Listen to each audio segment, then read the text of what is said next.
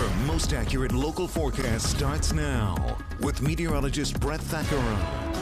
Well, good morning. What a day yesterday. We told you there would be some flash flooding, and certainly there was, especially for York and Lancaster counties. The Doppler radar quiet again this morning. That's a good thing, but yesterday it was not, and we can clearly see where the bullseye was in parts of northwestern Lancaster County and eastern York County yesterday. Now, there were some areas in the western part of the region, too, that also got hit. Chambersburg, we saw some video there and some images coming into social media with flooded roadways, but the bullseye clearly was south and east of Harrisburg. For the region, the accumulation on average was right around an inch of rain.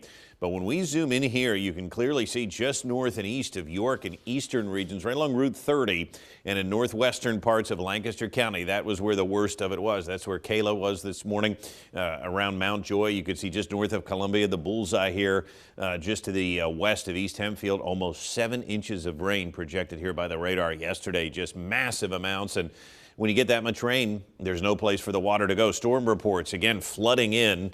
Pardon the pun here, but they were yesterday all across York and northwestern Lancaster County. You can see one of them here, a flash flood in Mountville. US 30 closed both east and westbound lanes yesterday for a time because the road flooded, which extremely rare there, and water rescue reported in Hallam again. They got hit the other day with flash flooding, this time a vehicle stuck in water up to the grill. It's why we say, no matter how many times we say it, people don't listen.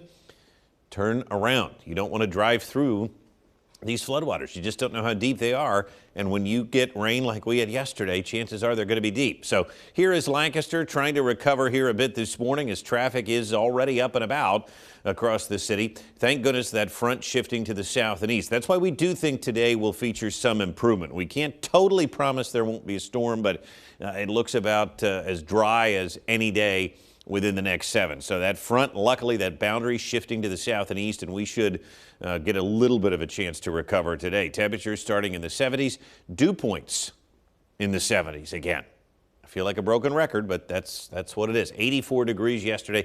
That's all we could muster. By the way, it felt so much warmer because the dew points were high, and it just seemed tropical yesterday with all the rain. We actually ended up being a bit below normal for our high, and yesterday's rain at the airport over 2 inches. By the way, 2.02 inches is a record daily rainfall for the airport yesterday. So officially we broke the record. 1.84 inches, the old record back in 1960. We now have over a 5-inch surplus on the year in rainfall.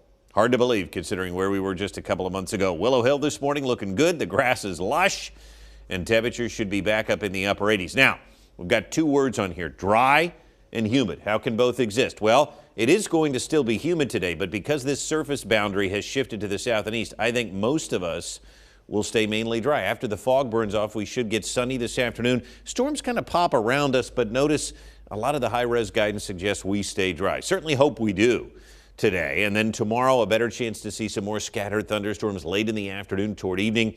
Thursday again will feature a stray thunderstorm, but notice the coverage is far less than what we experienced yesterday. So when we look at precision cast here and we play out rainfall through the end of the week, we're in a much better situation than we were. That doesn't mean we won't get any rain. That also doesn't mean that some backyards may get too much again. But on the whole, Tuesday, Wednesday, Thursday, the next 3 days do look better. Temperatures, not so much. We are going to be near 90 for the next several days, probably in the upper 80s today. Very warm and muggy at night. The humidity is not going anywhere. You can see the numbers here. And then tomorrow, again, a surge of warmth.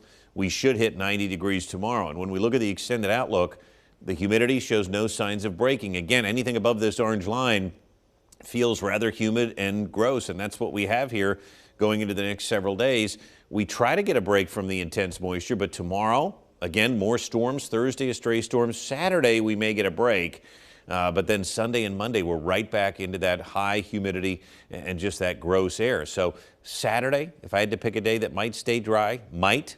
Sunday and Monday look active again, and this pattern continues right into next week. So there's certainly going to be some days that are stormier than others, but almost a daily chance for a storm, including today, even though I do think most backyards will stay dry. A high of 88 tonight, muggy, 74, and here are the next 7 days, again, stuck in the muck, near 90, Wednesday and Thursday. Tomorrow, a decent chance of evening storms. Friday and Sunday, a decent chance of storms. So almost every day we get a front to come through. But the problem, Allie, is that these fronts are really not changing the air mass. We're not getting cooler. We're not getting drier. And so this is just going to keep happening. unfortunately, because yesterday was a mess. Yes. I had thunder that literally shook my house yesterday. Well, and the rain, was just so tropical that some Yeah. places ended up getting 4, 5, 6 inches. There's no place for it to go. Sure. And then we get these problems. So at least today looks a little better. Thank you, Brett. We'll be right back.